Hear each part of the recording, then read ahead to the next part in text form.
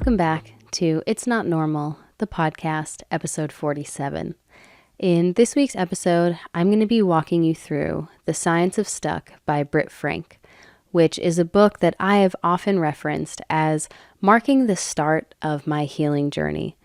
It was such an incredible and validating read, and there were so many realizations that it prompted for me that have proven to be crucial to healing and to developing emotional awareness and maturity. I want to start off very early in the book with the book's dedication. Britt Frank writes, "For little b," and I can't help but think that she means for a younger version of herself. For me, this resonated with why I share my story on social media. And for anyone who doesn't know, inner child healing is acknowledging that our experiences and our relationships throughout childhood can have a lasting impact on our emotional well-being and our relationships in adulthood. And so I thought that that was a really wonderful dedication for this book, because with everything that I share, I imagine a younger version of myself coming across it and wonder what she would make of this. Would this help her? That is exactly my intention. I want to make this available to as many people as possible so that we can all start to take steps to validating our younger selves. Early on in this book, Britt Frank talks about how there are no negative emotions. There are uncomfortable and scary emotions, but even the most unpleasant emotions serve an important function. I had seen phrases like this on social media from this book that were so powerful, that deeply resonated with me, that contradicted a lot of what I was conditioned to believe growing up. One of those things being that there were positive and negative emotions. And negative emotions were the uncomfortable ones, the bigger ones, like fear, sadness, anger, nerves, anxiety. And I, like I'm sure a lot of you, were conditioned to believe that those emotions were negative. They didn't serve any real purpose. And so anytime we felt them, we should sort of tuck them away or pretend like they're not there, or try to not feel those things without ever acknowledging why we are indeed feeling them. I think there's also a bit of shame that can make its way to the surface when you are experiencing those emotions throughout childhood, because it's inevitable. I think there is a wide spectrum of emotions, and we experience all of them throughout our lives. And so throughout childhood, before we might be aware of this, if we find ourselves sitting with anger or sadness, we might start to feel shame for feeling these negative emotions and not being able to just get over them without understanding where they come from or doing anything to process them. And one of the things that I have come to realize throughout my healing journey is that there aren't positive or negative emotions. Emotions are just emotions, and some of them make us feel good, and some of them make us feel not so good. But that doesn't discount the validity of them. And it's equally as important to learn how to acknowledge and process these uncomfortable emotions as it is the emotions that make us feel comfortable. I think you can argue that it's even more important to learn how to acknowledge these things, because sitting with happiness or joy or excitement can sometimes feel much easier than sitting with grief or sadness or resentment. I think sometimes these more uncomfortable or unpleasant emotions can be more difficult to understand. They might be coming from a place that's a bit more obscure. Throughout my healing journey, I have come to understand that tracing these things back and understanding why we feel the way that we feel is really helpful in taking away the power of these unpleasant and uncomfortable emotions. And that the only way that you're going to learn how to acknowledge and process them is by sitting with them. And to take that one step further, if you consistently suppress these emotions, if you pretend like they're not there, if you feel shame for even thinking that you're feeling this, and you try to tuck it away and say that you're not truly feeling like this, that it's just going to go away, I'm here to tell you that it will not go away. It will resurface down the line in a much more complicated way, and it might come out at a time that's completely inconvenient, where it doesn't truly make sense. But maybe all of these bottled up emotions are finally making their way to the surface and they explode. And so it is much better, much more helpful for you to sit with and process your emotions as you feel them. That is the healthy thing to do. And yet so many of us are not taught that throughout childhood. We are in fact conditioned to believe the opposite, that the better we get at suppressing our uncomfortable and our unpleasant emotions, the better we are, the stronger we are. And that's not true. Britt Frank also goes on to list some of the signs of unresolved trauma. And this was one of the sections of the book that was very clear, very succinct. And in reading it, I started to realize that I myself was sitting with a lot of unresolved trauma. And so I want to relay some of these points to you, so maybe they can be as helpful to you as they were to me. Indecisiveness can be a sign of unresolved trauma. Now, it's normal for us to experience indecisiveness every now and then. But if you are consistently struggling to make decisions, this can be a sign of unresolved trauma. And immediately, this makes me think about the self-doubt that so many of us develop when we're raised by emotionally immature parents.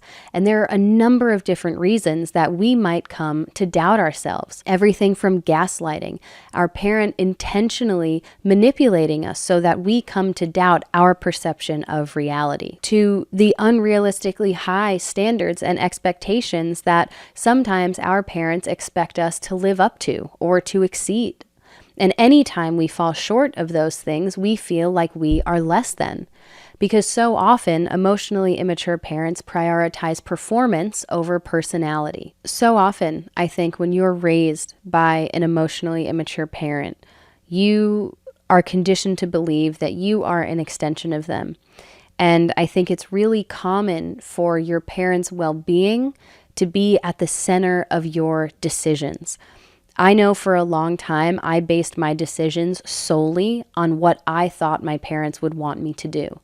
And this can be so confusing, especially throughout childhood, this time when we're supposed to be engaging in trial and error and making mistakes and experimenting with our sense of self. Who are we? What are the things that we like, that we don't like? Should I try this food? Am I friends with this person? Do I like the way that they treat me?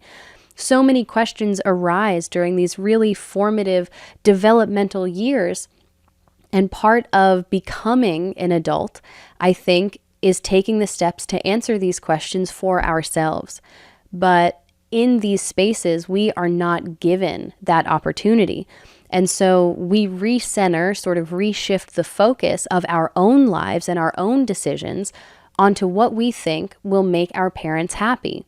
What will appease our parents? And so that, I think, can contribute to a lot of self-doubt, because maybe internally, personally, we're feeling or thinking one thing that feels true to who we are, but we know that if we express that, we might be made to feel like we are somehow less than. We might be punished for doing the wrong thing. And so there's this consistent sort of internal battle that's taking place between what's right for you and what's right for your parent. And I think what can be so challenging about this decision throughout childhood is that so much of what we need is dependent on our parents' support and attention. We are not yet able to support ourselves. And so there's so much more weight, or there can be so much more weight attached to how our parents feel about us rather than how we feel about ourselves. Over-apologizing is another one of the characteristics that Britt Frank lists as a sign of unresolved trauma.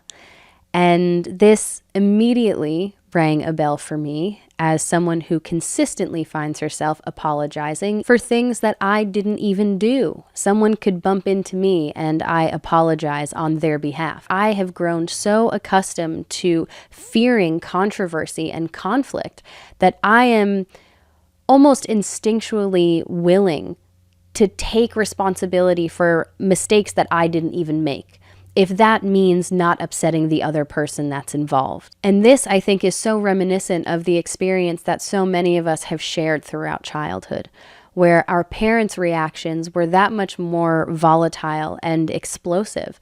And so it was so much easier for us to just take the blame than it was for us to try to hold them accountable and to maybe get an apology. And it can be really challenging when that mentality follows us into adulthood, because we don't stand up for ourselves. We allow other people to walk all over us, and at what cost? I've seen, as I'm sure a lot of you have, this post on social media that circulates that talks about keeping the peace and coming to a point where you start to realize, whose peace am I keeping?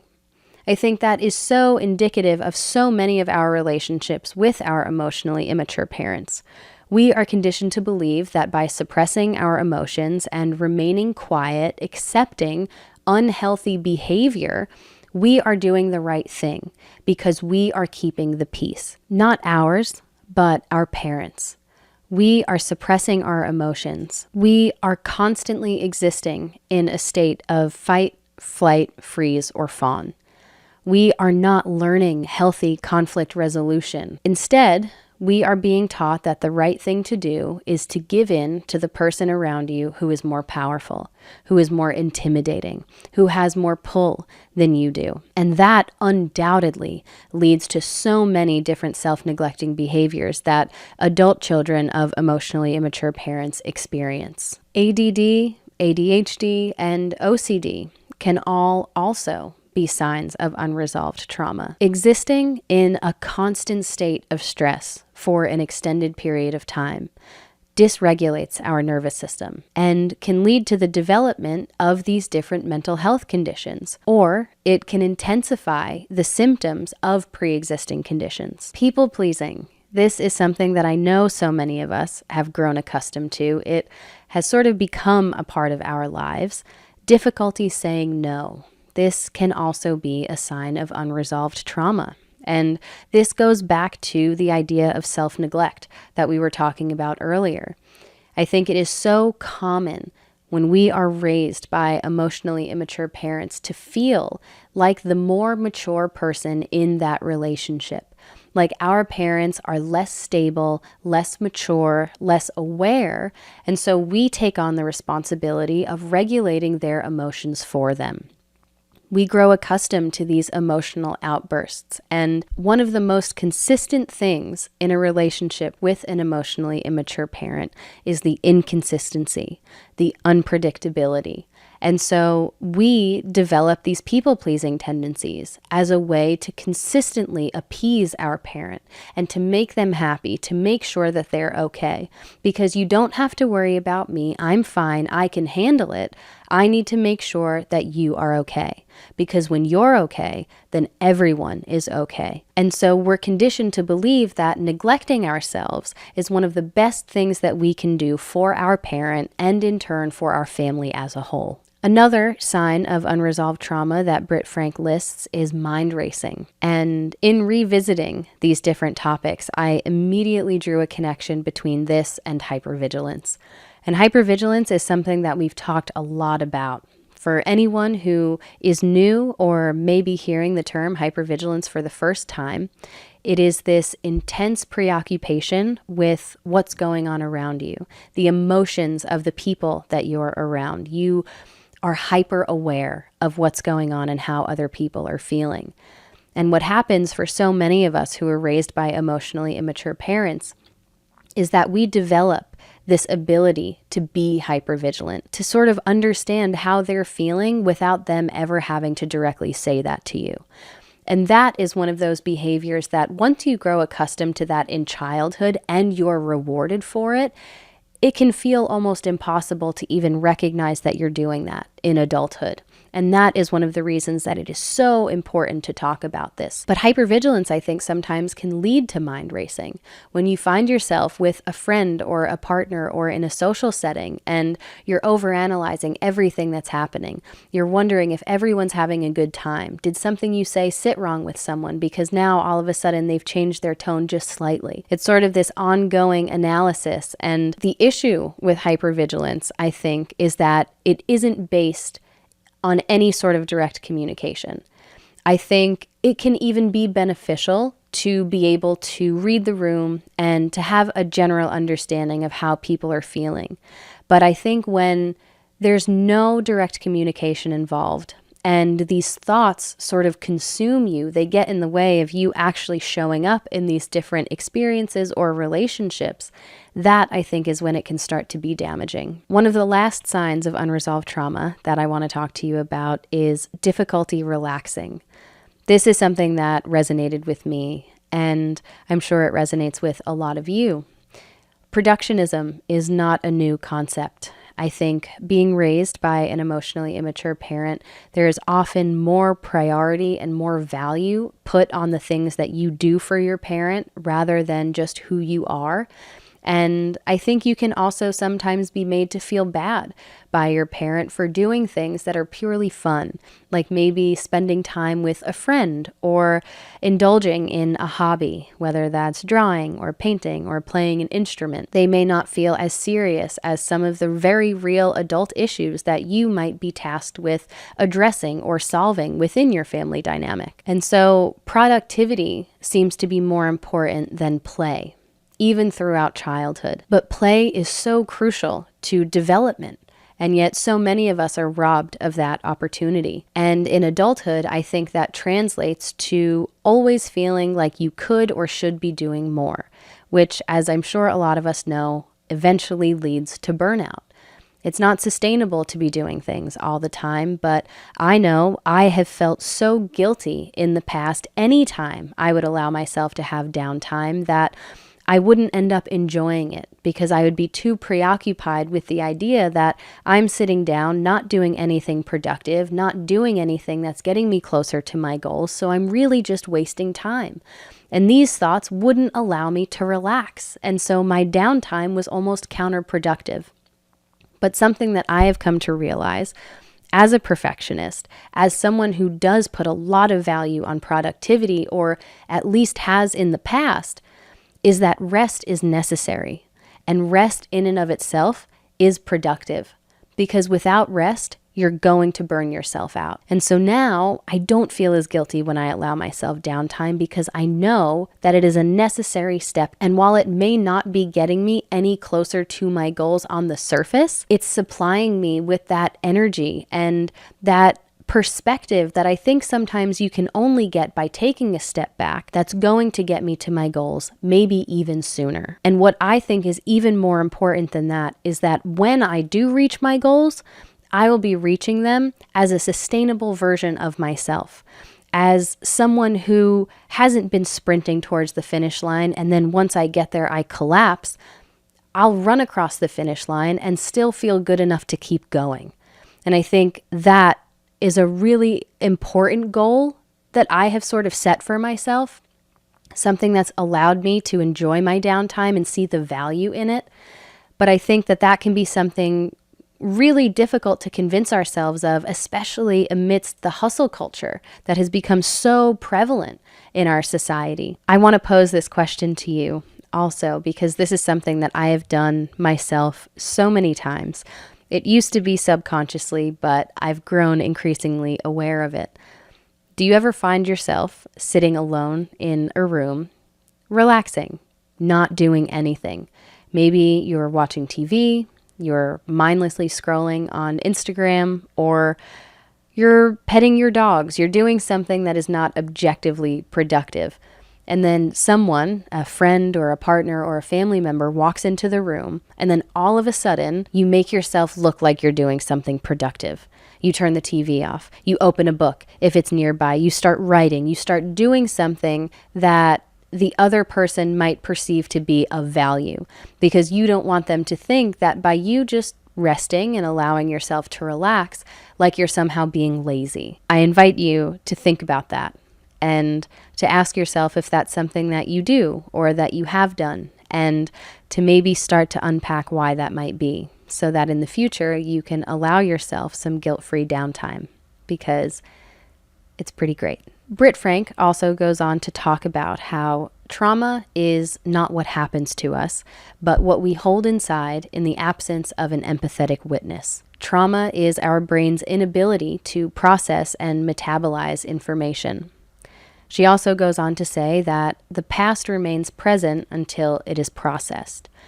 And it was little nuggets of information like this for me, these few sentences that unlocked so much of why I was feeling the way that I was feeling at the start of my healing journey. Emotionally immature parents do not create a safe environment for their children to learn, to make mistakes, and to develop. There's little to no empathy, little to no forgiveness, little to no compassion. And so how can we ever express how we're feeling about the way our parent made us feel, about how hurtful the things that they might have said or done to us actually are, if they have no empathy, if they are not willing to hear us or to validate our emotions and make amends, if we are consistently met with denial and gaslighting, we come to realize even throughout childhood that we are not in a space safe enough to express our true emotions.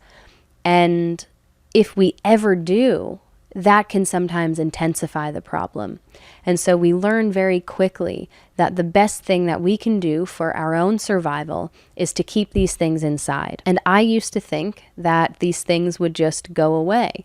You didn't have to sit with and process your emotions. You can just sort of sweep things under the rug and move on because they're gone. They're under the rug. But the truth is, all of these things stay with us until we make the decision to process them. Oftentimes, it's not until we find ourselves in an environment safe enough, whether we've grown up and we've moved out, or maybe we've moved in with a friend, or we've started therapy and we're speaking with a therapist. I think it's not until we find ourselves in an environment safe enough that we can even begin the process of understanding that there are emotions there, that there are things that we need to acknowledge and process and unpack because they haven't gone away. Something else that I thought was so valuable that Britt Frank talks about in this book is the idea that we all come from dysfunctional families. And I think that is so true. I think every family, every relationship dynamic has their pros and cons. I think there are things that people do that are healthy, and I think there are things that people do that are unhealthy. People make mistakes, and it's unrealistic for us to think that any one person or family gets it right 100% of the time. But the difference, she points out, is that healthy parents don't avoid mistakes. They identify and do their best to correct mistakes. That is sort of the crucial difference between an emotionally immature and an emotionally mature parent, is accountability and an effort to make amends. I think that is why so many of us have ultimately made the decision to go no or low contact with our parent or parents, because when you are voicing concerns and you're telling someone about the way that you feel about a mistake that they made or about something that they did that was hurtful to you, and you are met with the denial of any responsibility or involvement. Maybe you're met with gaslighting, someone trying to tell you that that never happened or you're remembering it wrong. Or maybe you're met with complete disinterest in trying to take steps in any sort of a positive direction. I think so often emotionally immature parents can take accountability or a child seeking accountability as a personal attack, and they immediately can become defensive. That doesn't leave very much space for healthy conflict resolution. And unfortunately, that can sometimes get in the way of the relationship entirely. There is a chapter in this book called The Emotionally Unskilled Family. And in that chapter, Britt Frank outlines 10 signs of an emotionally unskilled family. And I don't think I will ever forget reading this chapter because I was starting to connect some of the dots in terms of realizing my own childhood trauma and understanding a bit more about my parents and why our relationship stood where it stood. But it wasn't until I got to this chapter, more specifically this list, that I started to realize just how much behavior I had grown accustomed to that was in fact not normal. that was in fact unhealthy. And so I want to share this with you. The first sign or behavior that she mentions is gaslighting. Gaslighting, again, isn't a new concept. We have talked about this so much, but again, for anyone who might be tuning in for the first time, gaslighting is when someone causes you to doubt your perception of reality. You can sometimes unintentionally gaslight someone, but when you're dealing with an emotionally immature or a narcissistic parent, the gaslighting is an intentional form of emotional abuse. They are trying to get you to doubt yourself and the way that you experience the world so that you are entirely reliant on them and their recollection of events. It allows them to always be in a power position and to always elude responsibility and blame. It might sound like, you're remembering that wrong. You're completely overreacting. I never said that. There are so many different forms of gaslighting, and it is undoubtedly one of the signs of an emotionally unskilled family. Next up, we've got parentification, which is when a child becomes responsible for the tasks of parenting or for regulating or managing their parents' emotions. It is so common in these kind of parent-child relationships to feel, despite your age difference and despite your position within your family, like the more emotionally mature and stable person in this relationship. Prioritizing our parents' emotions over our own, mainly due to their volatile reactions, their unpredictability, can sometimes lead us to being parentified, where we feel like we are taking on the burdens of parenting ourselves and also of parenting our parents. But I think what can be so challenging about this throughout childhood is that it feels good to make your parent happy. I think so many of us want our parents' approval, and we want our parents to feel loved and cared for. And when you're dealing with a narcissistic parent specifically, I think they can manipulate that innocence and that kindness. They can sort of look to their child as their best friend. They might even use that sort of language and make their child feel like they are the only person in the world who truly sees them and who is truly there for them. And as a result, this child might take on some very adult responsibilities that are far beyond their current capabilities. And the opposite of that, which is another sign of an emotionally unskilled family, is infantilization. Infantilization is when parents try to keep their child dependent because it makes them feel needed. And so this might look like your parent making some very basic decisions for you as you get older.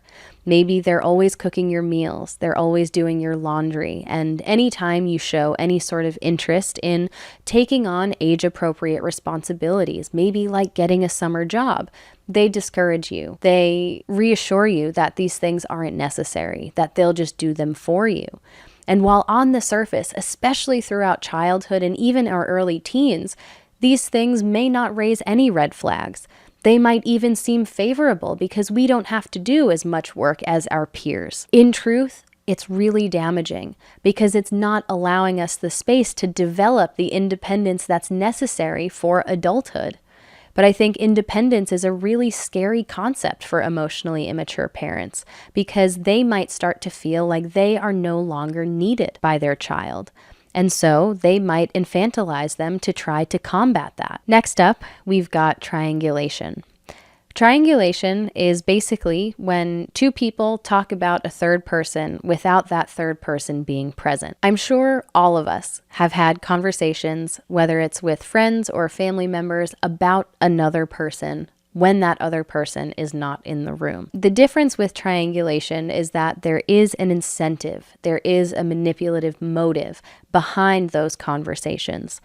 And one of the examples that I like to use in describing triangulation is if you've got an emotionally or physically abusive parent and an enabling parent and a child. And the enabling parent, who in the past has been very passive and accepting of the abusive parent's behavior, is finally starting to realize just how unhealthy this is. And so the parent starts to pull away. and they start to lean into their individuality and their power within that relationship and within that family dynamic. And they start to say that certain things aren't okay. The abusive parent starts to feel like this parent might leave. In a situation like this, the abusive parent might pull the child to the side and might start offering up indulgences that the other parent doesn't allow, like dessert before dinner. The abusive parent might consistently be in the child's ear saying that the enabling parent is always responsible for all of the controversy that's happening. They are the main reason for all of this stress. They might start feeding lies to the child about the other parent who is now trying to stand up to the abuser to try to earn the child's favor. In doing so, they are attempting to turn the child against the parent who is trying to hold the abuser accountable for their behavior. Narcissistic parents specifically can sometimes employ this sort of manipulative triangulation to try to get a partner or a spouse to fall back in line, to go back to the way that things were, where they are in power. They are in control of all of the decisions and of the family dynamic. And then we've got perfectionism. Perfectionism, I think, stems from performance. This performance that so many of us feel like we have to put on throughout childhood to appease our parents, to be a version of ourselves that is more suitable to them than it is authentic to ourselves. I think there is also a fear of controversy and of making mistakes. We never want to be the center of any sort of negative attention because there's already enough of that present. And so we will do everything in our power to make sure that everything we do is just right. We touched on this a bit earlier, but productionism is another sign of an emotionally unskilled family, sort of reinforcing the value of play and how there isn't always space for that in these unhealthy environments that so many of us grow up in. We feel like we always have to be doing something that is quote unquote productive, that maybe our parents deem productive. Sign number 7 is blurred lines, which references boundaries, which in this book is centered around physical boundaries and maybe a parent telling you that you have to give them a hug, even if you're feeling uncomfortable.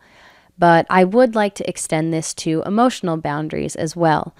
I think it is so common for those of us who were raised in these unhealthy environments to really have no true sense of autonomy or individuality throughout childhood. I know I grew up feeling like I was an extension of my parents, and I believed that that was the way that all children felt. And it wasn't until I was in my 20s that I started to recognize that I am an individual. I am my own person. And I don't always have to do what my parents think is right or what my parents want me to do. There does come a time when what I want and what I feel comes into play, and me following that doesn't make me any less of a person, and it doesn't make me a bad person. I didn't know that I could say to my parents, what you're saying or doing right now is hurtful to me, and I would like you to not do that again in the future. I never felt like I was in a position of power to draw that sort of line in the sand because I was the child and they were the adult. And so it always felt like what I felt was secondary to their beliefs because they knew more. They've been around for longer. They know what's best. And so I was consistently submitting to what they wanted, to their will, banking on the fact that they did indeed have my best interest in mind. But unfortunately, as so many of us come to realize, emotionally immature parents are so self-focused that the needs of their child are secondary. Next up, Britt Frank talks about different controlling behaviors, the aspect of control in general, using intimidation, guilt, or emotional outbursts to maintain power over relationships within a family, over finances, chores. She talks about yelling as a form of verbal abuse. And it wasn't until I was 21 years old and I had gotten some perspective that I came to realize that when talking about sensitive topics, it was not the norm for people, parents and families, to yell at each other. Up until that point, I didn't ever truly think that there were family dynamics that existed where you could talk about stressful topics or challenging topics at a normal volume, all the while maintaining respect for one another and approaching the conversation with empathy and understanding and the goal of reaching some sort of common ground. Everything felt combative. Everything felt like a war against each other, like we had to pick a side and stick to it and fight for it, and someone was going to win and someone was going to lose. I don't think the art of compromise is often taught by emotionally immature parents. And if you're not exposed to that throughout childhood, it can be hard to imagine that there are places and relationships where that exists. Sign number 9 is the closed family system, which basically describes this mentality where outside people are not trusted. Outside influences are not welcome. And this closed family system is resistant to change of any kind, even healthy change. I was often told throughout childhood that family problems stay within the family. And if there was ever even a hint of me talking about what was going on within my family with someone outside of our immediate family, I knew that I was going to get in trouble for that. And I understand to a certain degree in relationships, keeping certain things private, respecting the privacy of another person, or maybe working through something with someone directly rather than going out and gossiping. But we're not talking about gossiping here. I think emotionally immature parents don't ever want their child to be talking about what's going on behind the scenes because it can often be the antithesis of what people outside of their immediate family see. And I think sometimes speaking openly about these things can either offer their child perspective or it can raise some red flags for whoever it is that they're talking to. And then the parent might get called out. And this image that they've worked so hard to maintain might come crumbling down. I think a closed family system is a way to prevent children from gaining perspective. It is a way to prevent children from seeing that there are other healthier relationship dynamics and family systems. And because of that, we come to accept all kinds of unhealthy behavior, and the toxicity is allowed to continue. The manipulation is allowed to continue, and ultimately, our parent remains in control. And lastly, we've got rigid roles, which is basically the idea that in an emotionally unskilled family, specific roles can be assigned to specific family members, and any attempts to change those roles are met with resistance. And in, again, revisiting these different points and this book as a whole, now a year after I've read it for the first time, it brought to the surface this idea of roles within a narcissistic family. You've often got a narcissistic parent, an enabling parent, a golden child, and a scapegoat. And while these roles can shift and change within this family dynamic, I think there is something to be said about assigning a role to a child and expecting them to adhere to that role for their entire lives. Change is something that I think emotionally immature parents have a really difficult time dealing with. And assigning roles, I think, provides a certain level of predictability within a family system like this.